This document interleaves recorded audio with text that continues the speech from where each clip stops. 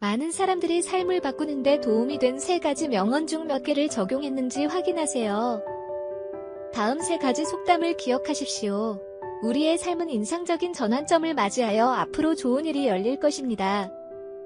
사람은 살아가면서 재미와 편리함을 누리기 위해 주변 관계를 잘 관리해야 합니다.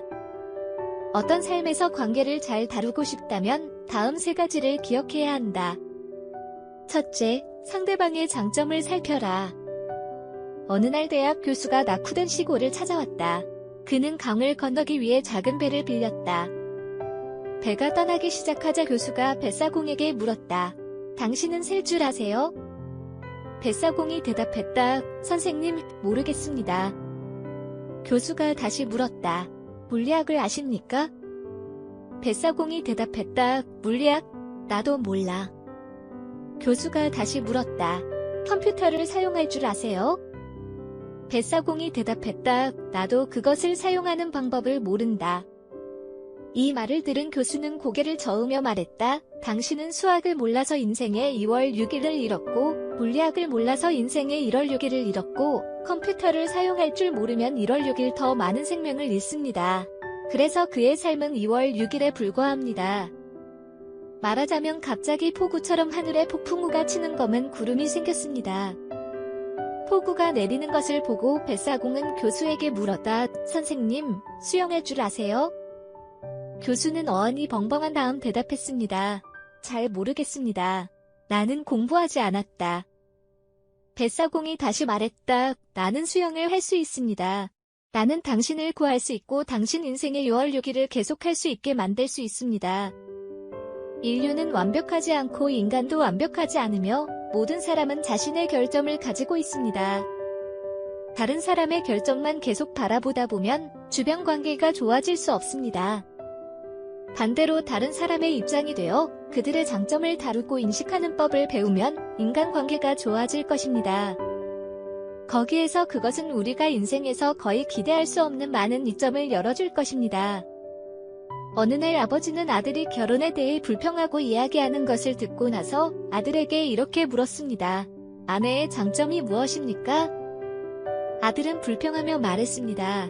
그녀는 결혼하기 전에 그것을 가지고 있었지만 지금은 그렇지 않습니다. 아버지는 다시 물었습니다. 아내와 자녀의 마음에 강점이 있습니까?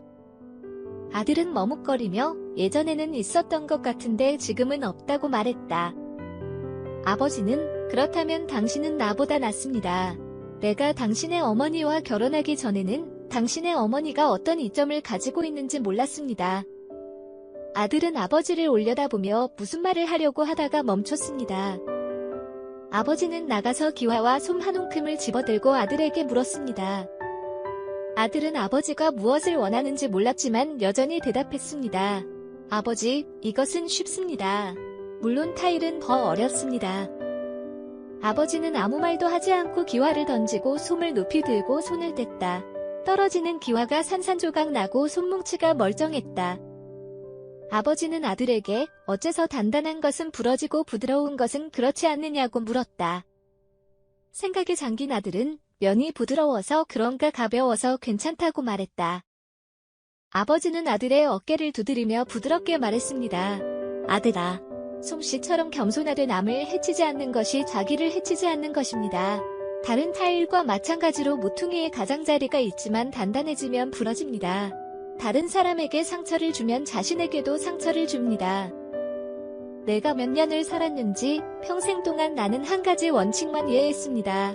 다른 사람의 장점을 보면 마음이 따뜻해집니다. 다른 사람의 결점을 직시하면 자신의 영혼도 상하게 됩니다. 면허를 배워야 합니다. 다른 사람들이 찬바람을 막으려면 면허를 배워야 합니다. 태양과 같은 면허는 이 삶을 따뜻하게 할 수 있습니다. 우리가 결혼했을 때 행복하기를 원하지 않는 사람은 그렇게 하기 위해 날마다 수련해야 합니다. 아들아, 칭찬은 보물이다. 당신의 칭찬은 또한 당신의 아내와 아이들에게 동기부여가 될 수 있습니다. 아내가 그때부터 평생 미움을 품고 아이의 결혼 생활을 교착 상태로 몰아갈 수 있는 가혹하고 이기적인 발언도 있다. 당신이 아내를 대하듯이 내가 당신의 어머니를 대하기를 원하십니까? 이 말을 들은 소녀는 한참을 생각에 잠겨 있었다. 어떤 사람은 다른 사람의 실수만 보고 다른 사람은 실수에서 장점을 봅니다. 두 번째 유형의 사람이 되기 위해서는 포용과 지혜가 모두 필요하다. 누구나 장점과 단점이 있습니다.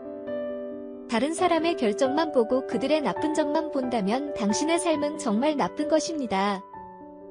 사람들의 좋은 점을 보는 법을 배우고 그들의 실수에 더 관대해지며 당신의 영혼이 항상 열려있고 평화롭다는 것을 알게 될 것입니다. 둘째, 다른 사람을 돕는 일을 즐겁게 하십시오. 한 상인이 여전히 어두운 골목길을 비틀거리고 있었다. 그는 집을 나설 때 등불을 가져오는 것을 잊은 것을 마음속으로 후회했습니다. 갑자기 그의 앞에 빛이 나타났다. 그는 천천히 빛으로 다가갔다. 다가가 보니 등불을 들고 있는 사람이 소경이었다. 그는 맹인에게 호기심을 가지고 물었다. 두 눈이 보이지 않는데 이 램프는 쓸모가 없는데 왜 들고 있느냐? 등유 낭비가 걱정되지 않으세요?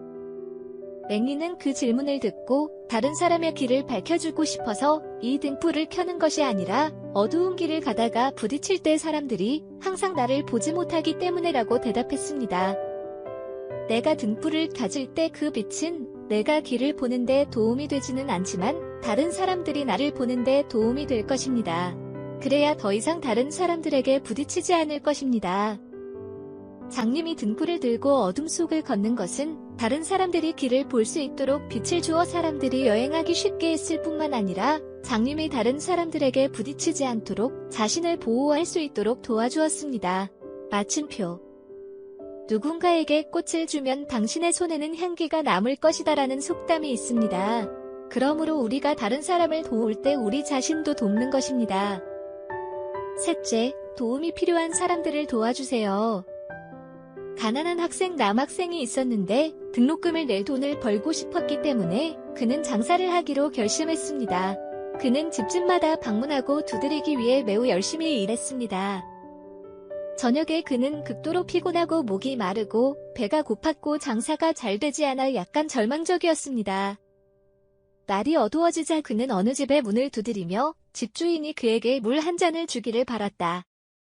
놀랍게도 내가 문을 열었을 때 젊고 아름다운 소녀가 학생에게 뜨거운 우유 한 잔을 제안하여 소년을 매우 감동시켰습니다. 수년 후 청년은 이제 유명한 외과의가 되었습니다. 그 당시 중병에 걸린 한 여성이 있었고 그 지역의 의사는 더 이상 그녀를 구할 수 없었기 때문에 다른 좋은 외과 의사가 근무하는 병원으로 그녀를 이송했습니다. 외과 의사가 여성의 수술을 마친 후 그는 이 여자가 수년 전 그가 공경에 처했을 때 그에게 뜨거운 우유 한 잔을 주었던 바로 그 여자라는 것을 알고 기뻐했습니다. 그때 그 뜨거운 우유 한 잔이 그의 자신감을 많이 북돋아 주었다. 결과는 정말 감동적입니다. 수술비가 너무 비싸서 여자가 돈 걱정을 많이 할 때 그녀는 갑자기 병원 청구서에 수술 비용이 우유 한 잔과 같다는 문구를 보았습니다. 사람들은 이 세상에 살면서 감사할 줄 알아야 하고 기회를 만났을 때 보답할 것입니다. 태어나서 죽을 때까지 모든 사람, 모든 진보, 모든 성공은 항상 부모, 친척 및 친구의 도움으로 이루어집니다. 그 은총을 잊지 말아야 합니다. 동시에 모든 사람이 자신을 위한, 모든 사람을 위한 것임을 기억하는 것도 중요합니다. 다른 사람들이 공경에 처했을 때 기꺼이 도와주면 절대 잃지 않을 것입니다. 소중한 시간을 내어 이 영상을 시청해주셔서 감사합니다.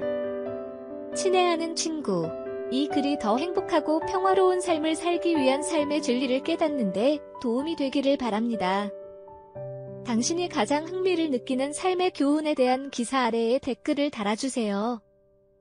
귀하의 기여는 제가 지속적으로 개선하고 더 발전하는 데 도움이 될 것입니다.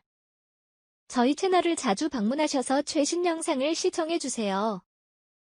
다음 동영상에서 뵙겠습니다.